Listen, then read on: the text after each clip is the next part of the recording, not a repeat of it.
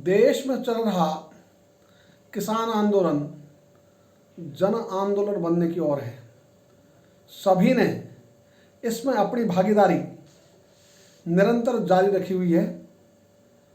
हमने भी 26 नवंबर के बाद इस आंदोलन में अपनी भागीदारी आरंभ की, अभी तक चल रही है।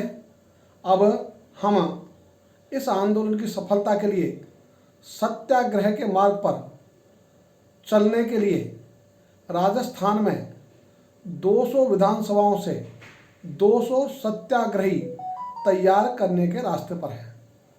इन सत्याग्रहियों का 2 दिन का प्रशिक्षण जयपुर में आयोजित कार्यशाला में होगा 13 और 14 मार्च को। उसी में दिल्ली में कौन सा स्थान, किस तिथि से सत्याग्रह शुरू होगा, इसका प्रस्ताव पारित होगा।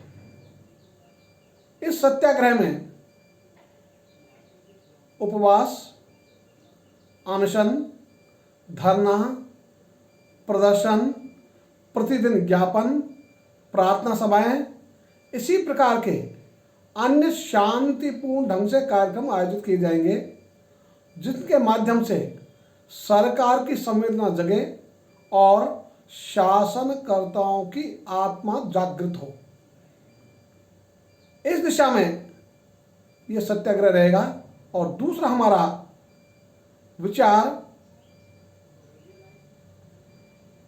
किसी को भी कष्ट दिए बिना आंदोलन करना, स्वयं के शरीर को तपाना, स्वयं कष्ट भोगना, स्वयं तप करना, लेकिन दूसरे को कष्ट देकर आंदोलन करना ये सही पद्धति नहीं। इसलिए हम इसी रास्ते पर चलेंगे। बिना किसी को कष्ट दिए हम सत्याग्रह के माध्यम से इस ताले की चाबी तैयार करेंगे। ये ताला खुलेगा, किसानों की समस्या का समाधान होगा। किसानों की उपजों के लिए भारत सरकार जो न्यूनतम मूल्य तय करती है, उस पर खरीद की गारंटी के लिए सरकार कानून बनाए।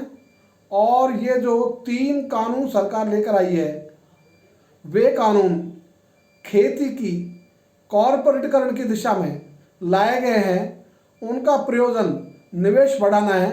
किसानों को निवेश की आवश्यकता नहीं है। हम तो कहते हैं हम खुद ही निवेश करते हैं। इसलिए हमारे नाम पर देशी और विदेशी निवेशकों के लिए रेड कारपेट बिछाना ये किसी भी ढंग से उचित नहीं, ये गलत दिशा है। जब बीजों का कॉर्पोरेटीकरण हुआ तो आज बाजरे का बीज खरीदने के लिए किसानों को 1 किलो के दाम चुकाने पड़ते हैं 350 से लेकर 550 रुपये तक। वही बाजरा जब बाजार में बिकने जाता है तो किसान को प्राप्त होते हैं 11 रुपये, 12 रुपये, 13 रुपये। इतना ही नहीं तो अनेक बीज ऐसे हैं जिनका मूल्य 30,000 से लेकर 1 लाख रुपए तक है, क्विंटल का नहीं, किलो का। तो ये लूट है। तो जहां कॉरपोरेट जगह आता है वो पैसे से पैसा कमाना आता है, उत्पादक को कम से कम दाम चुकाना, उपभोक्ता की जेब से ज़्यादा दाम वसूल करना। होना चाहिए था सरकार इसको रोकने के लिए काम करती, लेकिन अभी तो सरकार इसको बढ़ावा देने के लिए काम कर रही है। तो सरकार की दिशा ही गलत है। इस गलत दिशा को सही करने के लिए, इस बाजारीकरण पर रोक के लिए ये आंदोलन है जो सभी के भले के लिए है। और हम तो कहना चाहेंगे, यदि किसान मर गया तो कोई बचेगा नहीं, और किसान बच गया तो कोई मरेगा नहीं। इसलिए इस आंदोलन में सभी अपनी अपनी आहुति दें। हम सत्याग्रह के माध्यम से इस आंदोलन को सफलता की ओर ले जाएंगे। सभी को धन्यवाद।